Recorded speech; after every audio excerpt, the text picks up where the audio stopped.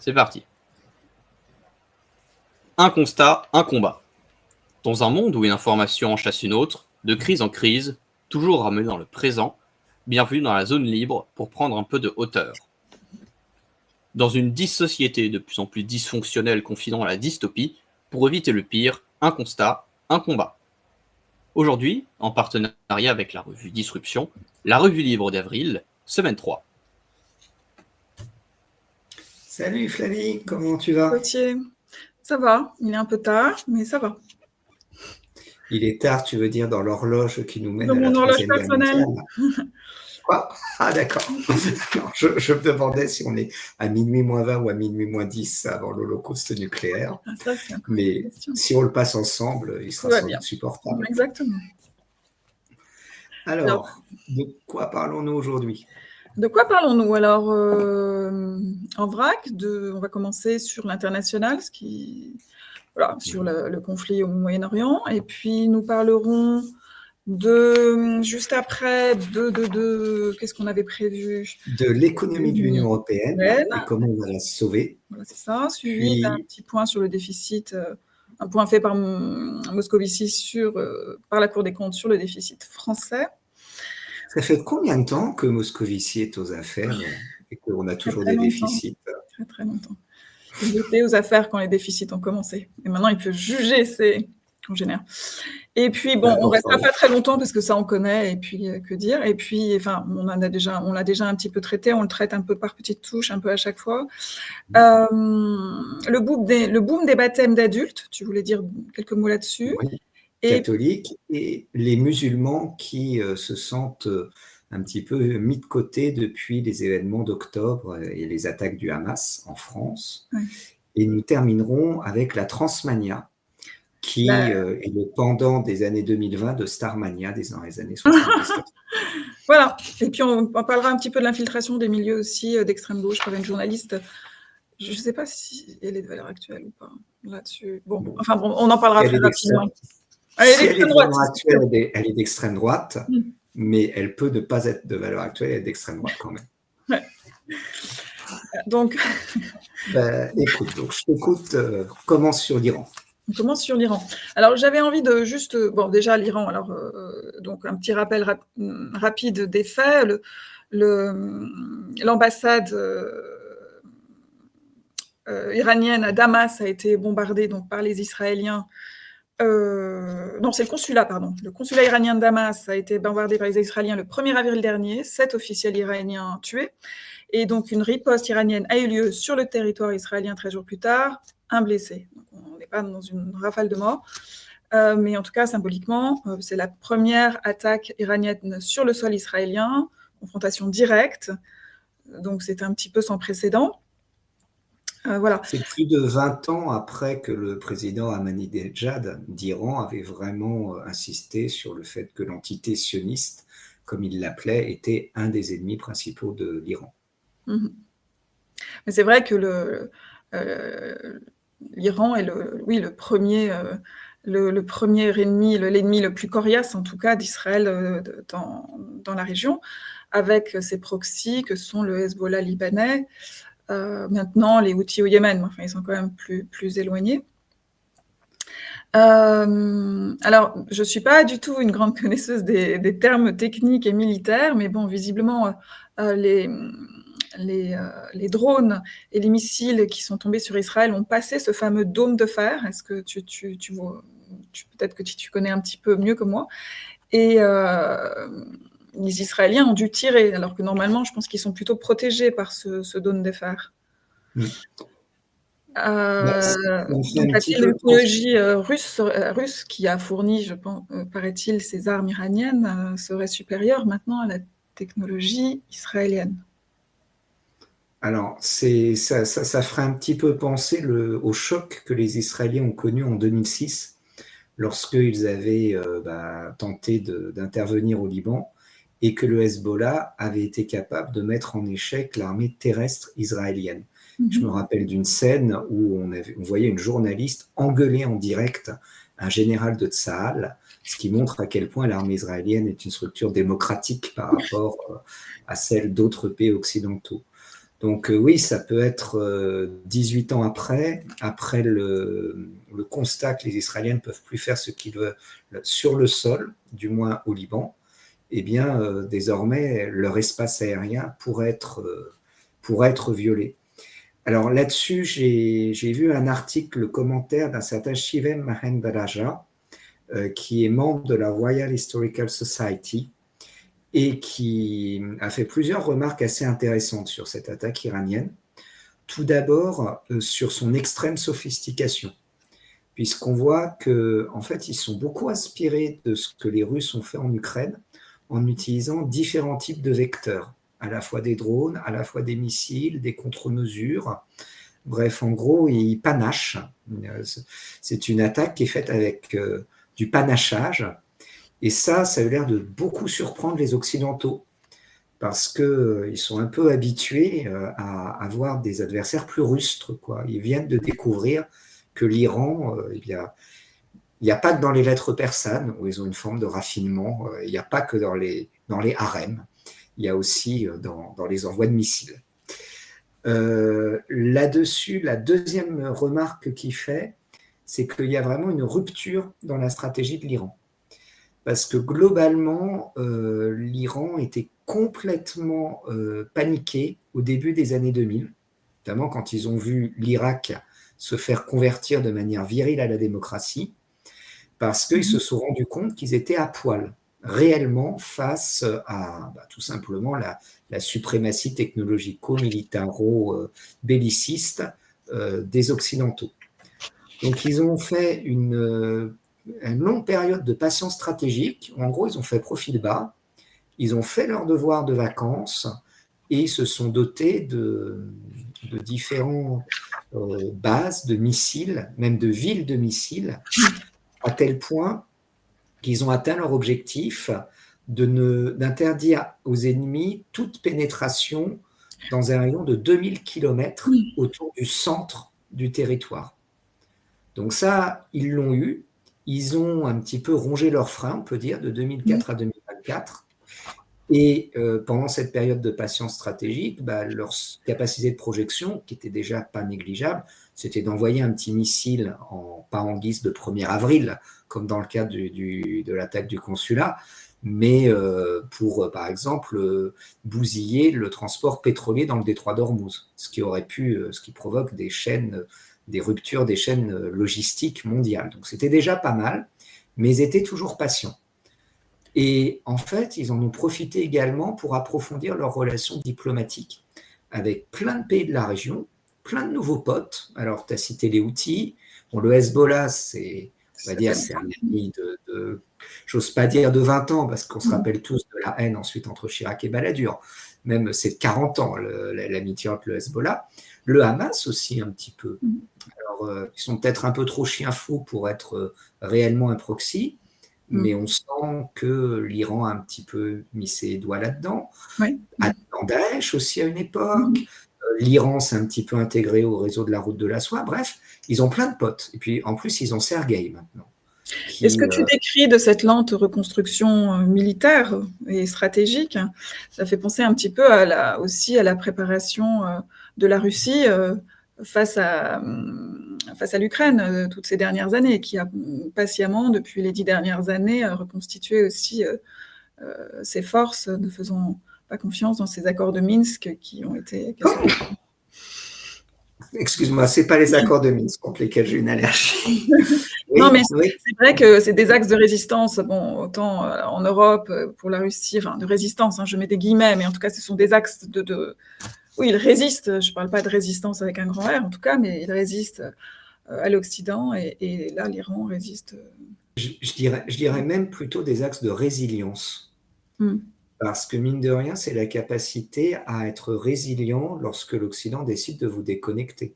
Il faut voir que les Iraniens se sont fait déconnecter du réseau SWIFT dans le passé, bien avant les Russes, mais ils n'ont quand même pas les mêmes moyens techniques. Alors, c'est très bizarre, la République d'Iran. Ils ont un système monétaire double, où en fait la monnaie de la banque n'est pas celle qu'on utilise au quotidien. Donc c'est un petit peu tout un ensemble d'artifices très bizarres, mais mine de rien, ils ont réussi à tenir. pendant tout ce temps. Et alors, très clairement, ce qu'on voit avec le 1er avril, c'est qu'ils sont capables de passer de la patience stratégique à une vraie action politique, c'est-à-dire être capables d'utiliser leur matériel pour peser sur la région. Et là, la question que je me pose, c'est qu'on voit quand même qu'il y a deux camps. Ça me fait beaucoup penser en fait à la Seconde Guerre mondiale, au début de la Seconde Guerre mondiale, où il y a vraiment deux camps. Il y a le pacte anti-Comintern, qui devient l'Axe, et les Alliés. Et on voit qu'il y a des conflits un peu localisés, et on cherche le trait d'union qu'il y aura entre ces conflits, qui finalement fut les États-Unis. Ça aurait pu être l'URSS si les Japonais avaient réussi leur première attaque. Et là, on se demande un petit peu, on voit l'Ukraine et la Russie d'un côté, on voit le Hamas avec l'Iran et Israël de l'autre côté, on voit qu'il y a un lien quand même entre l'Iran et la Russie. Je me demande si un jour ça va coaguler, d'autant plus que si on se rappelle que les Occidentaux, et donc les Anglo-Saxons dans le cadre de l'OTAN, ont la vision de Mackinder, avec l'idée qu'il y a vraiment un point stratégique de verrou pour contrôler le monde qui se trouve dans un arc comprenant la Syrie, l'Iran et l'Ukraine, on se dit qu'il y a vraiment des conflits qui pourraient se rejoindre. Je ne sais pas ce que tu en penses.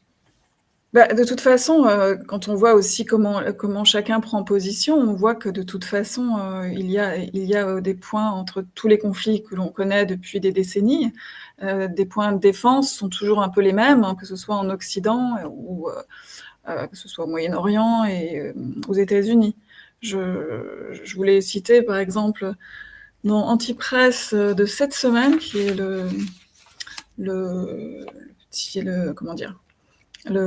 magazine de Slobodan Despot, mais là je trouvais que c'était je cite pas toujours les articles des personnes, mais là c'était intéressant de noter que Isabelle Lasserre, on voit les journalistes qui sont sur les plateaux de télévision, qui font en plus un travail, bon, c'est la différence entre travail de journaliste et travail de je dirais de militant, mais des journalistes comme Isabelle Lasserre ou Laure Mandeville, qui sont sur les plateaux très très militantes, anti-russes, mais bon, on aimerait de temps en temps qu'elle fasse plus un travail de journaliste. Et je viens d'apprendre que donc, Isabelle Lasserre était mariée à l'ambassadeur Michel Duclos, qui était ambassadeur de France en Syrie au moment de la guerre. C'est quelque chose que j'ignorais complètement et que, a priori, formé par les néoconservateurs américains. Bon. Il y a beaucoup de journalistes mariés à des ambassadeurs. Ça doit être des beaux partis. D'ailleurs, normalement, c'est ce qu'on évite. Mais là, on retrouve toujours un peu les mêmes configurations. C'est vrai que le fil est assez facile à trouver. Je ne sais pas ce que tu en penses. Tu parlais peut-être d'un autre fil, mais je pensais à ce... Oui, non, mais je crois qu'il y a très clairement deux camps qui sont en train de se compter. Et j'ai l'impression que l'attaque des Iraniens a un petit peu donné du fil à retordre, comme tu as dit, aux Occidentaux, et que c'est là où ça les déstabilise. C'est un petit peu comme lorsque les Russes avaient bombardé une caserne il y a quelque temps en Ukraine, où il y avait des instructeurs de l'OTAN. Et ça leur avait fait un choc parce qu'ils découvraient brutalement quelque chose que le colonel Pétain disait pendant la Première Guerre mondiale, le feu, ça tue. Et là, j'ai l'impression que les Israéliens se disent un petit peu la même chose. Alors, avec quand même une nuance, c'est qu'ils ont la bombe atomique, ce que n'a pas tu parles des Israéliens. Les Israéliens. Les Iraniens sont peut-être en cours de l'avoir. Ce n'est pas encore le cas. C'est peut-être un work in progress. Ouais. Il y a un programme nucléaire, en tout cas, mais je ne sais pas, qui est en cours, mais qui n'est pas encore... Ils ne nous ont pas téléphoné pour nous dire où est-ce qu'ils en étaient. Juste des petites remarques en plus comme ça. C'est vrai que aussi pour les Iraniens et pour les chiites de la région en général, le monde sunnite est aujourd'hui un peu identifié comme défenseur d'Israël suite aux accords entre l'Arabie saoudite et Israël. Ça aussi, c'est un peu complexe, en division entre chiites et sunnites, et même au sein du monde sunnite. Mais en tout cas, il y a ce changement aussi très, très nouveau de certains pays de l'axe sunnite qui Alors, ne défendent pas Israël, mais disons qui, en tout cas, qui ont des accords. les Saoudiens ont géopolitiques. toujours été très favorables à Israël, hein, même Ouais. dès le début, parce que tout simplement, les Saoudiens étaient des conservateurs. Et les ennemis d'Israël, que ce soit la République de Nasser ou la Syrie Baas, ou l'Irak Baas, étaient des progressistes dont les Saoudiens savaient qu'une fois qu'ils se seraient fait Israël, ils poseraient la question de la répartition des ressources de pétrole au Moyen-Orient.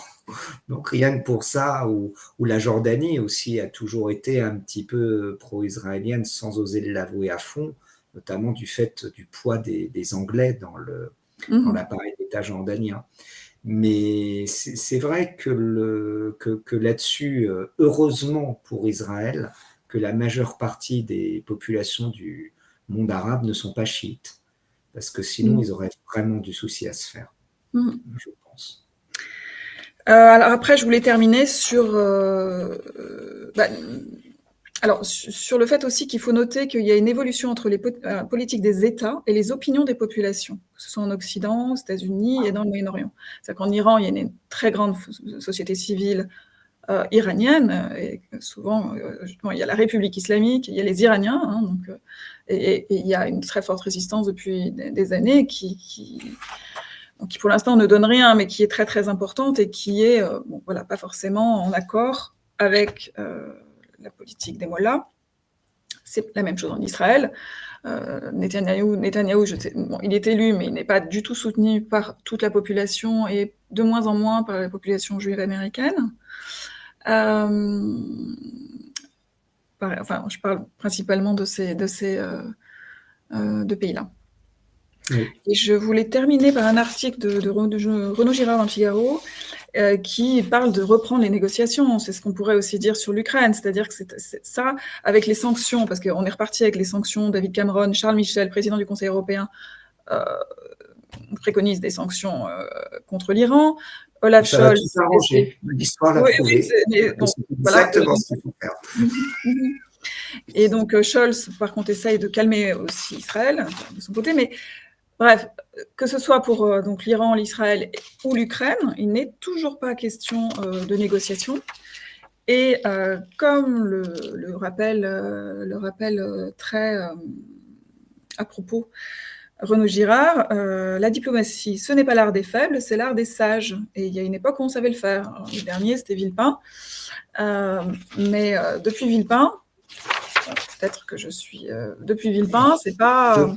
Je pense que tu es dur, parce qu'à l'époque de Villepin, un chancelier allemand n'aurait jamais dit à des Israéliens de se calmer. Oui, ça ne serait pas passé. Ça montre que certaines plaies commencent à être fermées. C'est vrai. Mais voilà, donc c'est ce que je voulais principalement. Mais c'est voilà. Alors on parle de l'accord de 2015, impulsé par Obama et négocié par Kerry, qui était un bijou de diplomatie. Les Iraniens renonçaient à l'arme nucléaire et se soumettaient à des contrôles internationaux. En échange, ils obtenaient la levée progressive des sanctions, ce qui leur permettait de redevenir une puissance commerciale.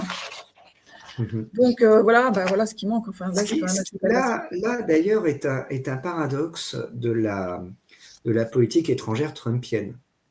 Parce qu'on a toujours présenté Trump comme quelqu'un qui est plutôt conciliant avec la Russie, qui serait presque capable d'accepter une certaine désoccidentalisation du monde, et notamment du Moyen-Orient, pour Make America Great Again.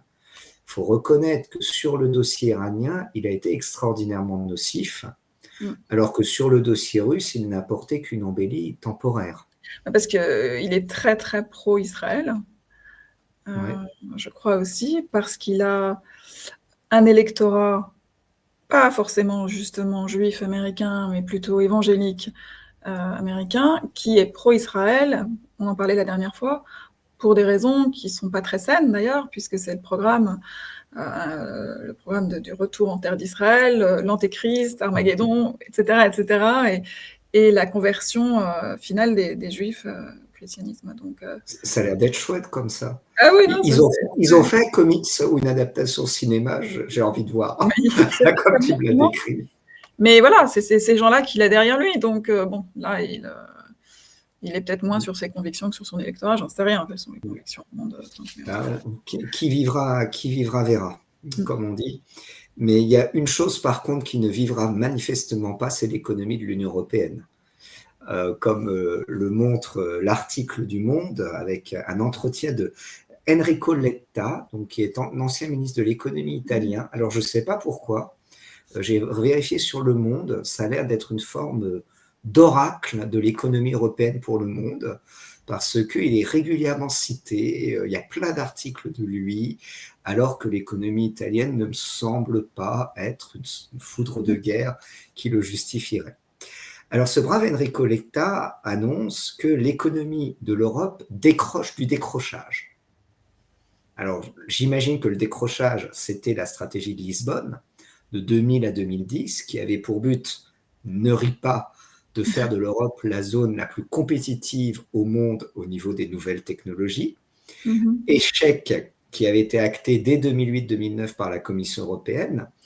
Et bien là, on est reparti pour un tour, manifestement. On va compenser ce décrochage. Comment ? Alors, d'une manière assez floue, il faut bien le reconnaître. Tout d'abord, le constat d'échec, c'est que le marché commun, ça ne fonctionne pas. Non pas parce qu'il y a trop, mais pas assez de marché commun. Il y aurait seulement 17% des entreprises qui travailleraient avec le marché commun.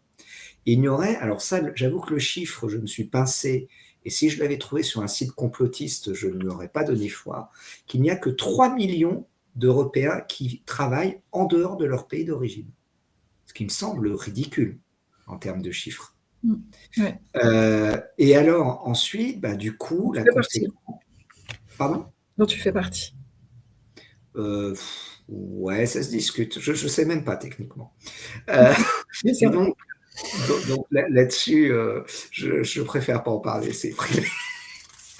Mais alors, donc du coup, là-dessus, il prend l'exemple des télécoms, où il dit qu'un opérateur chinois a 467 millions de clients, et moi. Un opérateur américain, 107 millions, et un opérateur européen, 5 millions. Parce qu'il y aurait 100 opérateurs de télécom fonctionnant sur l'ensemble du marché commun, ce qui, donc, il voudrait réduire ce nombre à 20. Voilà, parce que 20, je trouve que c'est un joli nombre. 21, c'est un nombre premier, 20, c'est chouette. Alors, là-dessus, quel est son objectif ? Alors, il dit qu'il faudrait prévoir 650 milliards par an pour faire la transition écologique. C'est bien. Et sinon, les deux autres grands défis qu'il voit, alors c'est là où on se dit que le marché commun est un peu mal, comme l'économie européenne, c'est qu'il va falloir trouver des sous pour gérer l'élargissement à l'Ukraine. Je ne vois pas trop l'objectif industriel, mais ce n'est pas grave. L'important, c'est d'être fidèle à ses amis. Et aussi l'industrie de défense européenne. Il faut la développer parce que, comme l'a dit notre cher président, l'armement, ça crée de la richesse. Je ne sais pas laquelle, à part l'uranium enrichi, mais ça doit en créer. C'est un mystère, parce qu'en effet, il y a un grand réarmement européen, paraît-il. Ça paraît-il que ça crée de la richesse, mais moi, je ne comprends pas très bien non plus. C'est très flou. Et Flavie, rappelle-toi, le grand réarmement, ça commence dans la tête. C'est Gabriel Attal qui vient d'indiquer que dans les lycées et dans les collèges, maintenant, ça n'allait plus rigoler. Et que... oui, on va faire cours jusqu'à 8h et on va porter l'uniforme. Et... non, ça va. Il y aura des cours d'empathie. Ça commence dans la tête, puis après, ça percole, ça ruisselle. Et alors donc, justement, il dit que c'est scandaleux parce que 80% des équipements fournis par les Européens aux Ukrainiens, ce qui prouve qu'il existe des équipements qui ont été fournis par les Européens, les Ukrainiens en doutent par les temps qui courent, eh bien, n'étaient pas européens. Et ça, c'est un peu plus dur. Ils étaient quoi, alors ? Eh bien, je ne sais pas, Turquie, asiatique, non Coréa, je ne vois pas. Tu vois un pays qui fabriquerait des équipements pour les Européens ? Les Russes ? Pardon. Voilà. Non, mais j'ai juste une question. Oui. Quand on dit qu'il y a plus 100 opérateurs télécoms, c'est bien ou c'est mal ? Ah, c'est mal. C'est mal, il y en a trop. C'est mal parce que big is beautiful. Et pensons aux Chinois qui en ont 467 millions de clients pour un opérateur. ce qui fait que j'en ai déduit qu'en Chine, il devait y avoir 2 ou 3 opérateurs maximum. Mais parce que qu'est-ce que ça veut dire grand marché intérieur européen, vu que l'Europe est quand même ouverte à la mondialisation totalement? Mhm. Donc, qu'est-ce que ça veut dire de favoriser le marché intérieur? Tu poses trop de questions. Ouais.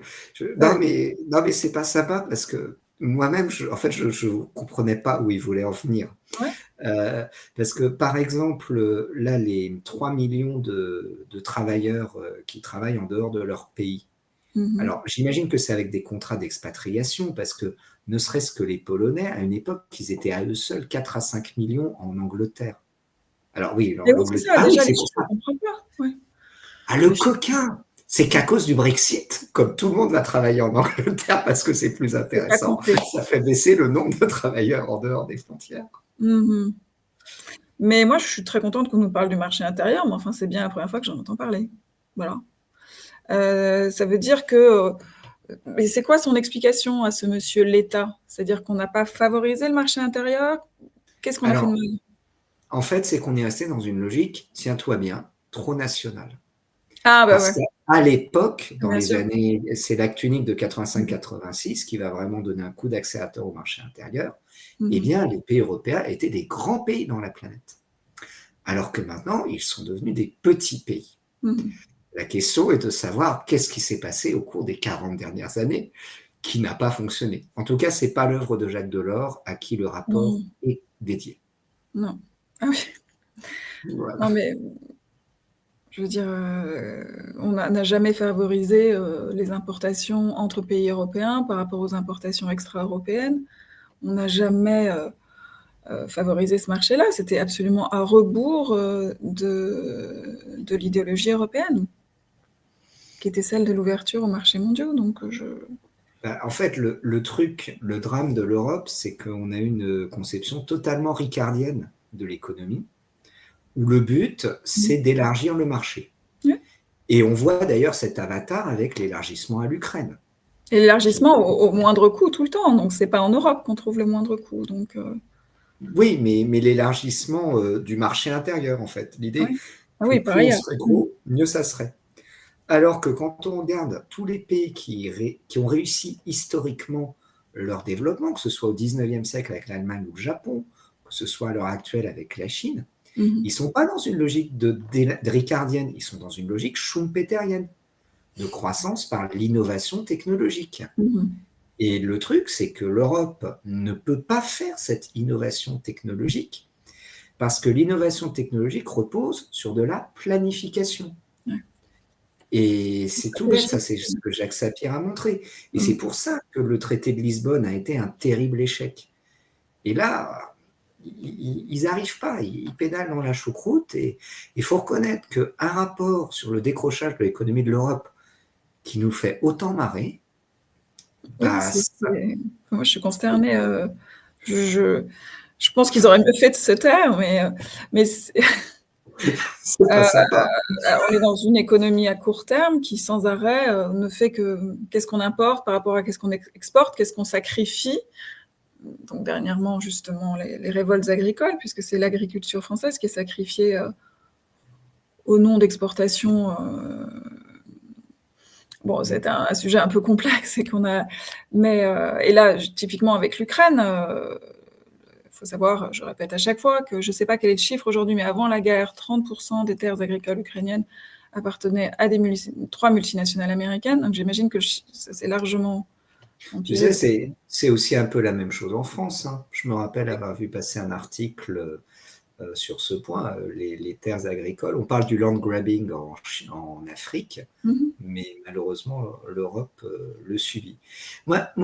Alors, je sais que c'est très pervers et très mesquin de ma part, mais j'en viens à me demander si le fait que les deux objectifs pour empêcher le décrochage du décrochage de l'économie européenne soient les énergies renouvelables et l'industrie d'armement, c'est parce que dans leur esprit tordu, c'est les deux trucs qui ne sont pas délocalisables et on ne peut pas nous faire de la concurrence contre ça parce que Mmh. l'industrie d'armement, c'est une industrie de souveraineté et l'industrie du renouvelable, aucun autre pays de la planète ne voudrait du renouvelable comme les Européens le conçoivent. Oui.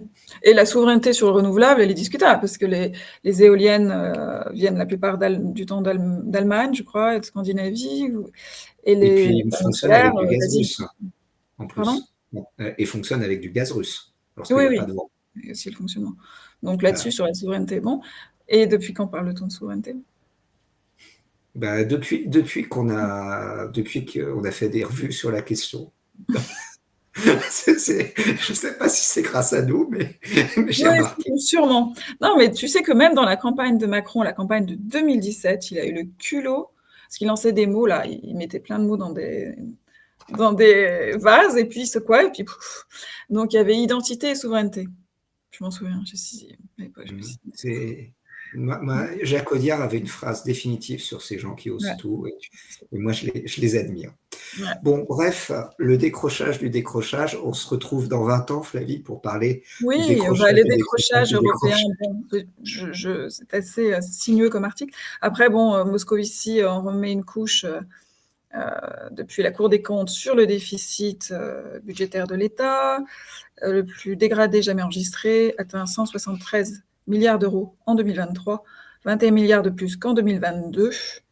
C'est le proche du niveau record de 2020, mais qui avait la crise sanitaire pour excuse à l'époque.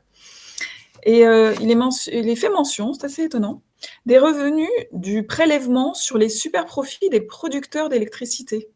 Enfin, plutôt de ceux qui sont, comment dire, les intermédiaires.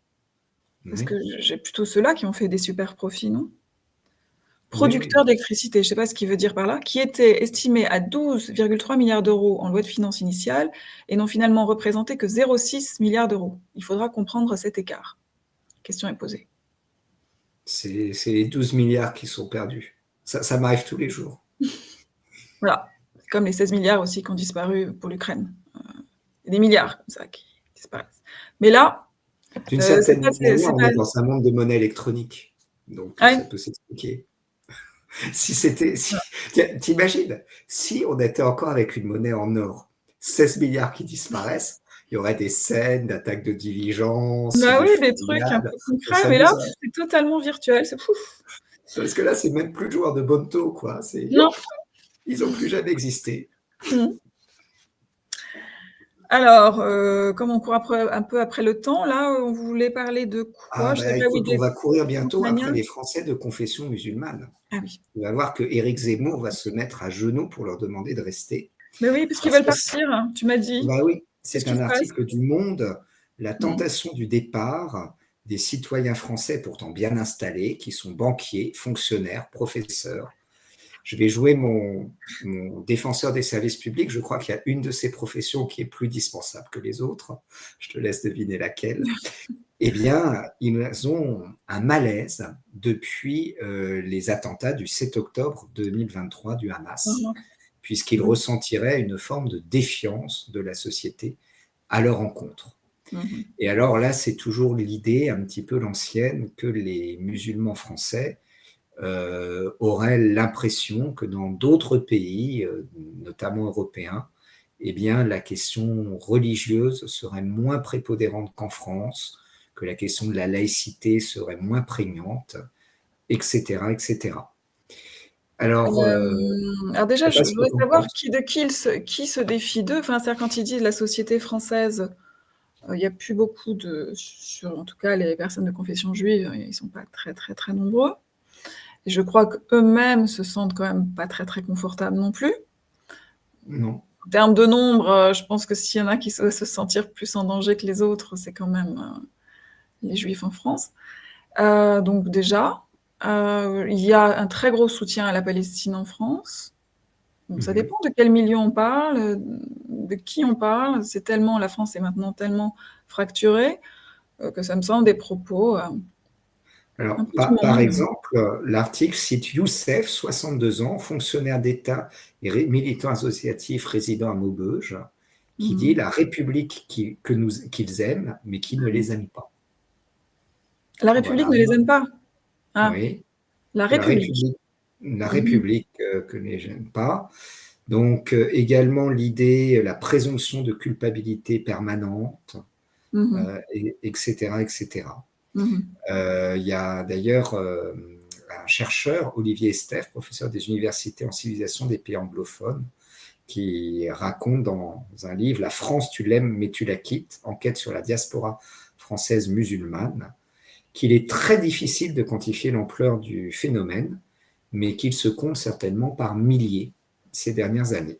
C'est pas beaucoup. Oui, c'est la réflexion que je me fais. Mais après c'est l'avantage des recherches en sciences sociales, que tu peux faire du quantitatif sans faire du statistique.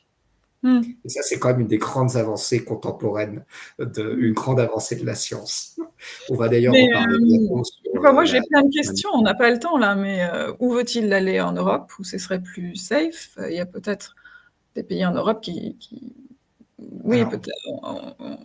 On est la plus grosse communauté musulmane d'Europe, donc c'est le paradoxe. C'est qu'en même temps... Comment? Oui, je t'écoute. En même temps, on est les plus accueillants envers les musulmans, mais on serait les moins accueillants aujourd'hui. Bon, c'est toujours la perpétuelle... De toute façon, c'est des débats sans fin, parce que chacun y est de sa perception. Voilà. Ça, c'est la deuxième grande avancée en sciences sociales dans les 20 dernières années. Que chacun y met de sa perception. C'est le qualitatif. La base des sciences sociales. Ouais. Moi, je pense qu'ils devraient essayer d'aller en Europe de l'Est, voir s'ils sont bien accueillis. Je ne suis pas certaine. Et pour pas du tout les mêmes raisons. C'est-à-dire qu'en Europe de l'Est, ils connaissent très peu les musulmans, mais ils sont déjà contre. Nous, d'un autre côté, les Européens de l'Est sont aussi contre les Français. Pardon ? C'est pas des références, ils sont contre tout le monde, les Européens de l'Est. Des gens. Ils sont dans le bunker. Et la réponse à ça, c'est... Moi, je connais beaucoup de Maghrébins, de musulmans qui se détachent complètement de l'islamisme, et donc ceux-là sont parfaitement bien acceptés en France quand ils ont des propos assez clairs. Ils sont moins bien acceptés quand ils ont des propos ambigus. C'est assez simple, en fait. Mais après, moi, je me demande aussi s'il n'y a pas derrière ça un phénomène qui était déjà connu il y a 20 ans. C'est qu'en fait, quand on avait les migrations en Orient dans les années 60-70, il n'y avait pas vraiment le choix. Ils venaient en France. Tandis que maintenant, les braves musulmans, ils sont comme tout le monde. Ils peuvent choisir un petit peu leurs affinités électives, le pays qui va les intéresser plus, a fortiori quand ils ont des diplômes importants. Puisque là, l'article évoque plutôt les musulmans qualifiés. C'est comme les jeunes Français non musulmans. Il y a beaucoup de gens qui décident de quitter la France parce qu'elle ne leur offre pas, selon eux, assez d'opportunités. Mais je me demande s'il n'y a pas quand même chez la communauté musulmane un peu un syndrome, que c'est plus difficile à accepter qu'ils quittent la France, tout simplement parce que la France ne leur offre pas ce qu'ils attendent, parce que d'une certaine manière, on leur a rebattu les oreilles dans leur famille, que faire des études, c'était la chance de la France, que c'était une chance d'être en France, etc., etc. Et je me demande s'il n'y a pas une forme d'argument un peu de mauvaise foi, de dire on s'en va parce que la République ne nous aime pas, alors qu'en fait, ils s'en vont pour les mêmes réseaux que Geoffroy, qui a fait HEC, et qui trouve que la France, il va gagner moins d'argent qu'ailleurs. Bah oui, et il y a beaucoup de Maghrébins, je pense, qui partent dans les Émirats. Alors, voilà, il y a des opportunités dans les Émirats, mais aussi parce qu'ils se retrouvent dans un pays musulman et que ça leur plaît. Et pourquoi ? De toute façon, les Émirats, c'est plus cool que Montreuil. Hein. Bah oui, et puis oui, c'est plus... Non, mais si on arrive à survivre là-bas, la vie est plus confortable. Dubaï, en ce moment, oui, c'est vraiment ils survivent parce qu'ils sont sous l'eau. Je sais pas. Non, mais Dubaï, oui, ils sont sous l'eau, mais Dubaï, c'est devenu extrêmement cher. Je pense que c'est compliqué, vraiment. C'est plus comme. Mais plutôt, les Émirats, je sais pas, Abu Dhabi, le Qatar. C'est pas évident d'aller au Qatar. Non, c'est plutôt les Émirats, je pense. Comment tu m'as brisé mes rêves d'expatriation? Je vais aller à Dubaï. Bientôt l'Arabie Saoudite, parce que ils sont en train de s'ouvrir. Ils construisent des villes ultra modernes. Il y a le projet NEOM qui va commencer à voir le jour, qui est un projet de cité comme ça, ultra futuriste. Donc ça va devenir peut-être attractif aussi. Écoute, Dieu verra, mais en attendant, Ces Dieu, ce qu'il musulmans qui voit, sont maltraités en France. Dieu, ce qu'il voit, c'est l'augmentation du nombre des baptêmes dans l'Église catholique. Exponentielle, on pourrait presque dire que ça fleurit, on est bientôt revenu au temps des cathédrales, puisqu'en 2022, il y avait 4278 baptêmes d'adultes, et désormais, en 2024, il y en a 7135. Alors, là-dessus, est-ce que c'est un nouveau printemps catholique ou est-ce que c'est pas la prolongation de l'hiver? Parce que ce que fait remarquer l'historien Charles Mercier dans cet article du Monde, c'est qu'avant 74, les 3/4 des enfants étaient baptisés avant 7 ans. Oui. Tandis que maintenant, il n'y en aurait plus qu'un quart, ce qui fait quand même beaucoup moins. Alors, certes, les demandes de baptême sont en hausse au cours des 5 dernières années de 112%, mais ça renvoie à un phénomène de rattrapage et aussi à peut-être un plus grand enracinement de la vision du catholicisme hérité de Vatican II. Parce qu'il faut se rappeler qu'avant le baptême, c'était vraiment un truc performatif. C'était quelque chose qui permettait d'être sauvé. C'était ultra important d'être baptisé vite. Tandis que maintenant, l'Église va plutôt insister sur la théologie de la liberté, du choix. Un petit peu, on peut dire que l'Église est devenue pro-choix. C'est ça, non, en fait, c'est ce qu'il dit dans l'article, c'est que comme il y a moins de baptêmes, c'est paradoxal, c'est comme il y a moins de baptêmes à la naissance, il y en a forcément plus à l'âge adulte, mais il n'y a pas tout le rattrapage des baptêmes qui n'ont pas été faits à la naissance. Mais c'est un peu, oui, voilà, c'est comme ils disent, un mouvement d'individualisation des valeurs. Le religieux n'est plus lié à l'identité collective, mais c'est un choix individuel. Donc le paradoxe, ce sont des conversions qui sont liées à l'individualisme. Oui. C'est exactement l'analyse qu'on faisait, par exemple, du port du voile islamique dans les années 2000, où c'est beaucoup plus souvent un choix individuel des femmes. Alors, c'est aussi les deux, parce que alors, c'est les deux. Il y a aussi le besoin d'appartenance, parce que c'est quand même la communauté encore plus forte chez eux. Il y en a quelques-unes aussi qui se sentent pas toujours le choix dans le quartier où elles vivent. Donc, c'est assez complexe. Bon, en tout cas, pour la conversion christianisme, c'est pas comparable. En tout cas, ce qui est indiqué, c'est que désormais, le taux de croyance des jeunes qui croient en Dieu est passé au-dessus de la barre de la majorité chez les 18-30 ans. C'est-à-dire au-dessus de la barre de la majorité Oui, c'était très mal exprimé, désolé. En gros, il y a une majorité des jeunes de 18 à 30 ans qui croient à Dieu, désormais. Mais à Dieu en général ou chrétien? Alors, à Dieu en général, oui, c'est ça que j'ai trouvé assez étonnant dans la statistique, c'est qu'il ne posait pas la question de l'augmentation de la proportion de jeunes issus d'autres cultures, notamment musulmanes, qui peut-être croient plus en Dieu. Là-dessus, on ne le saura pas. On parle de Dieu de manière générale. On est très être suprême à la Robespierre, ça, très américain dans cette vision-là. Mais ouais, donc. Mais en tout cas, on peut terminer sur une note positive qui est peut-être quand même un besoin de spiritualité, de sens qui s'exprime par ces conversions. Oui, mais alors voilà, beaucoup avec les réseaux sociaux aussi, le rôle de TikTok, de nouvelles manières, notamment il y a une des stars de TikTok qui est un prêtre catholique français, je crois qu'il a 2 millions de followers. Enfin, et aussi, il y a comme la religion chrétienne a donné naissance aussi comment dire, aux droits de l'homme dans lequel on baigne depuis quelques décennies, enfin, donc de cette nouvelle religion laïque des droits de l'homme, on peut dire ça comme ça. C'est peut-être aussi un retour, puisque les droits de l'homme dans lesquels les jeunes ont baigné depuis leur naissance les fait peut-être aussi revenir vers le christianisme, sans même qu'ils s'en rendent vraiment compte. Mais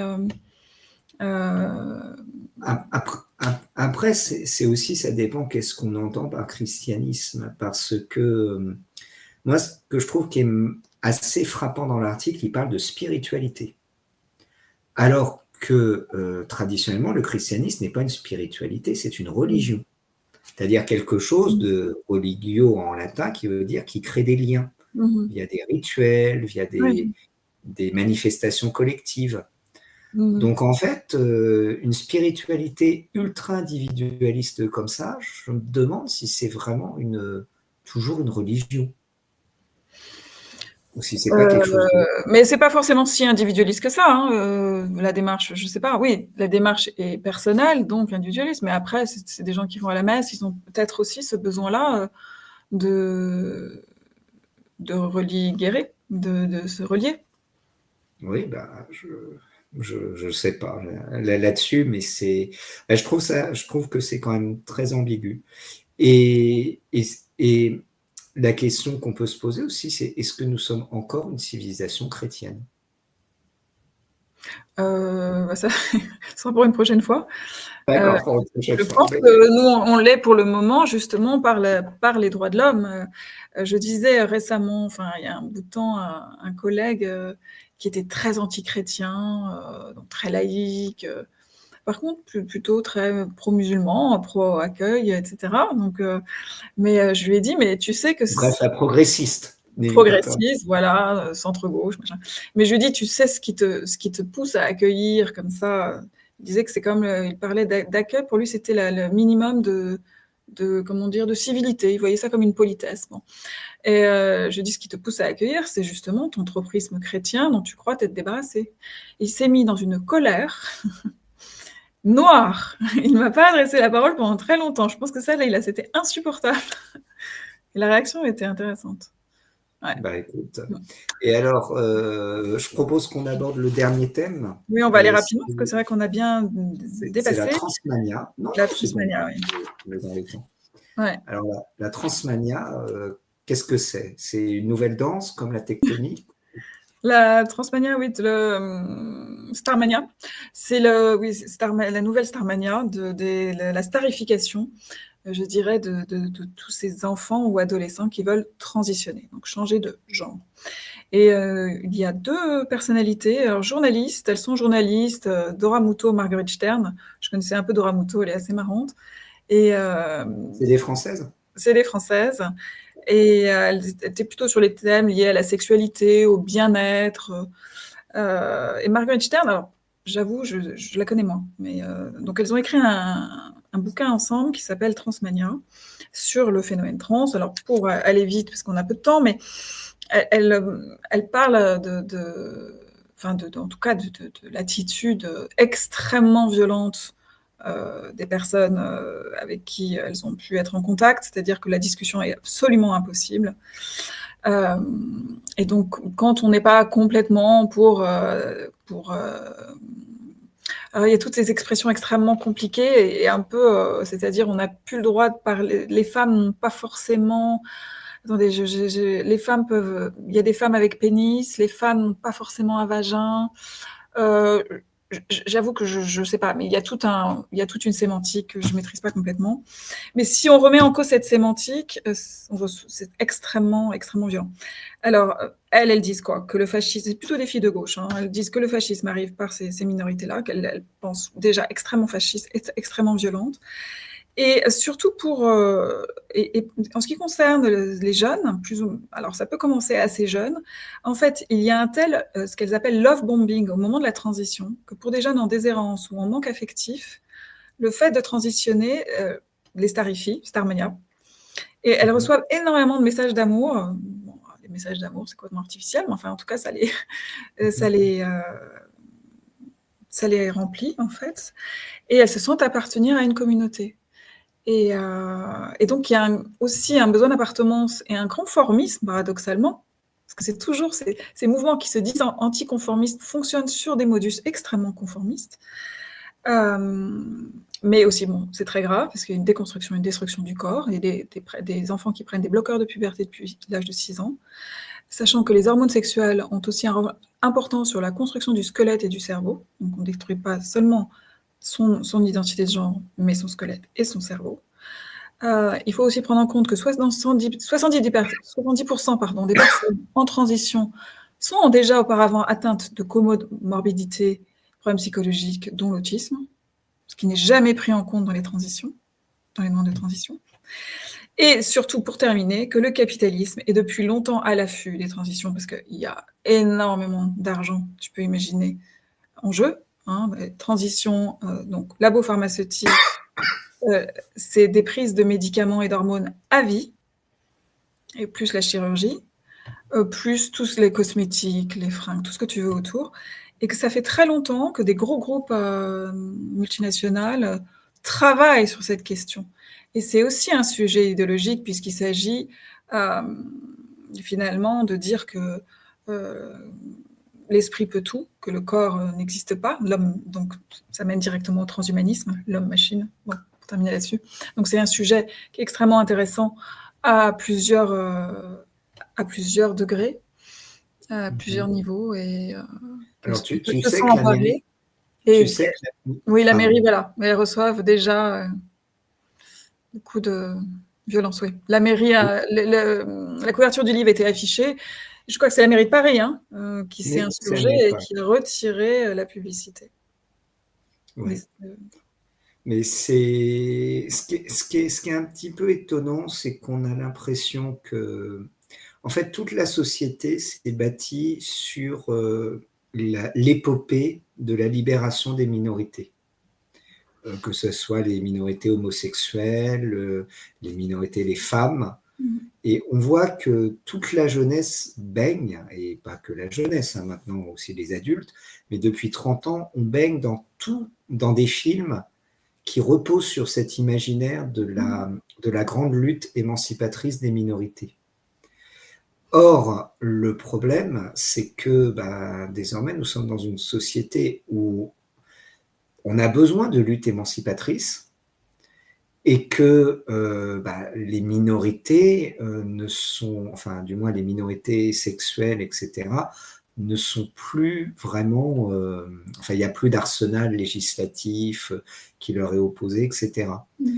J'ai l'impression qu'il y a beaucoup de gens qui se cherchent une quête de nouvelles luttes émancipatrices, et que il y a un petit peu ce réflexe cognitif qui a été enseigné via tous ces films, toutes ces épopées, très souvent d'ailleurs un peu mythologisées, que toute personne qui serait contre un discours, quel qu'il soit, d'épopée émancipatrice, en fait, ça serait un redneck des années 50 aux États-Unis. Fasciste, puisque évidemment, autrefois, il s'agissait d'adhérer à un projet majoritaire, et que voilà, on est passé d'un extrême à l'autre, et qu'on est resté sur en fait, c'est là où en fait, ils sont assez conformistes, c'est-à-dire qu'ils sont restés sur ces batailles anciennes de lutter contre le majoritarisme, si on peut dire comme ça, et alors que c'est déjà complètement déconstruit, et que finalement,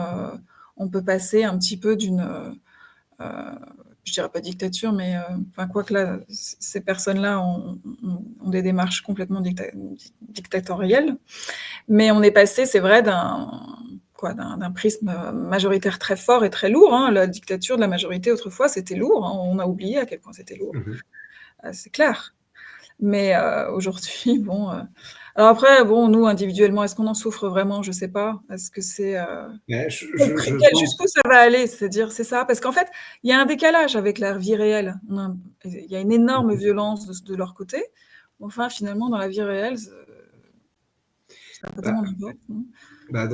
Dans la vie réelle, c'est un peu... C'est le triomphe, je pense, surtout d'un état d'esprit qui vient de Deleuze, qui parlait toujours des minorités, de la valorisation des minorités. Et mine de rien, c'est quand même quelque chose qui a de l'impact sur les populations les plus jeunes, notamment dans la déconstruction en fait des schémas habituels de valeurs. Alors, c'est toujours très ambigu, mais quand on pense par exemple à la pédophilie, qui a été aussi beaucoup mise en avant au cours, ces dernières années. D'abord, avec, on pense à Matzneff, on pense à Libération dans les années 70, un côté plutôt favorable, et puis maintenant un retour de manivelle fort heureux qui va la condamner. On voit quand même que ça a beaucoup distendu et corrompu le lien social, parce que désormais, quand quelqu'un va approcher des enfants pour jouer avec eux parce qu'il les trouve sympathiques dans un jardin d'enfants, ça va faire peur. Bah, c'est Alors que pareil c'était aussi, là on passe d'un extrême à l'autre. Oui, et c'était pas le cas il y a 40 ans. Mais ceci, on Et passe d'un extrême à l'autre sans s'attaquer au problème. Oui. C'est ça Et le truc le plus. oui, et là, je pense un petit peu avec la question des transitions. Il y a beaucoup de gens qui sont mal dans leur peau à l'adolescence sur la question du sexe auquel ils appartiennent. C'est quelque chose qui existe depuis longtemps. Mais après, dans l'adolescence, par définition, l'individu est flou et au bout d'un moment, il va se cristalliser. Si on lui dit non, reste flou, c'est très bien, on t'aime comme ça, essayer de te donner une direction, ça serait te faire violence. On est dans un domaine en fait d'inversion des valeurs, d'inversion du principe de l'autorité, de la bienveillance qui devient malveillante, etc. Donc je crois qu'il y a ça commence à avoir un impact en fait sur les mentalités. Oui, bien sûr. Non, mais ça a un impact en effet à l'école chez les plus jeunes. Mais bon, c'est vrai quand on n'est pas confronté, c'est parce que c'est tellement artificiel que quand on n'est pas confronté, on a l'impression que ça n'existe pas jusqu'à ce. Oui. Et puis il y a quand même quelque chose à la base, c'est la décomposition des familles, parce que un enfant de 6 ans qui commence à se poser des questions sur sa transition, c'est généralement parce qu'il y a un problème dans le giron familial. Typiquement, les parents qui voulaient un enfant du sexe opposé, qu'il lui faut comprendre. Donc, en fait, c'est un processus d'effondrement lent et on donne des soins palliatifs. Oui, ou alors elle parlait aussi de fait d'adolescents qui sont mal dans leur peau et qui, surtout dans le cas d'une transition, elle disait, de femme vers homme, parce que c'est les plus réussis, je crois. Je ne voudrais pas dire de bêtises. Mais ça leur permettait de devenir quelqu'un de fêté, et donc d'être tout d'un coup mieux dans sa peau, une femme peut-être pas extraordinaire physiquement, peut devenir un homme plus séduisant. Il y a tout ce genre de facteurs aussi qui rentraient en. Mais je pense aussi que là-dessus, le capitalisme, je suis pas anticapitaliste, c'est toujours pareil, quand je parle du capitalisme, les mécanismes existent, c'est-à-dire sur ce flou identitaire, c'est là où c'est particulièrement dégueulasse, c'est que je pense qu'ils le savent, et qu'ils ont su qu'il y avait un moment de l'adolescence ou de l'enfance sur lequel on pouvait jouer sur ce flou et en tirer des bénéfices colossaux. Ça, de toute façon, c'est un grand classique. Avant, les capitalistes jouaient sur le flou adolescent pour leur vendre des disques de rock. C'était moins grave quand même. Oui, mais c'est par nature, l'adolescent est consommateur, parce que comme il cherche sa place dans le monde, c'est d'ailleurs pour ça que l'adolescence dure désormais jusqu'à souvent 50 ans, 60 ans. Ou tout le temps. Alors, voilà. on a largement dépassé. Je voulais juste, on en parlera la prochaine fois, sur les hackings d'hôpitaux qui continuent. Et c'est un peu étrange, toujours, pourquoi des hôpitaux. On vous a peut-être dit avant que c'était les Russes, mais sauf que les stockages de données médicales sont plutôt aux États-Unis. Donc, il faudra un petit peu réfléchir sur cette question-là. Et je voulais aussi juste notifier la position difficile dans laquelle est Natacha Polony, chez Marianne, puisque Denis Oliven et Kretinsky, donc celui qui a racheté Marianne et qui rachète beaucoup de choses en France en ce moment, ce milliardaire tchèque, aidé par l'inénarrable Denis Oliven, ont déclaré toute leur amitié à Natacha Polony. Ça ressemble un peu à un baiser de la mort. Kretinsky a dit qu'il ne touchait pas à la ligne éditoriale. Il fait plus simple. C'est comme le patron Saadé. Sur la sélection, mais c'est grave ce qui se passe. C'est quand Saadé a racheté le patron de CMA-CGM, a racheté la Provence. Il a dit qu'il ne touchait pas à la ligne éditoriale. Et 2 semaines après, il y avait, un directeur de rédaction qui avait fait une pas très positive sur le déplacement de Macron à Marseille, qui était, je crois, plus ou moins remercié. Donc ça, c'est comme les hommes politiques, il ne faut pas les croire. Non, mais pour cacher ce que nous pensons. Voilà, on va terminer là-dessus. Écoute, on souhaite bon courage à Natacha Polony, qu'elle n'hésite pas si elle vienne sur notre chaîne, à nous rejoindre. On l'acceptera.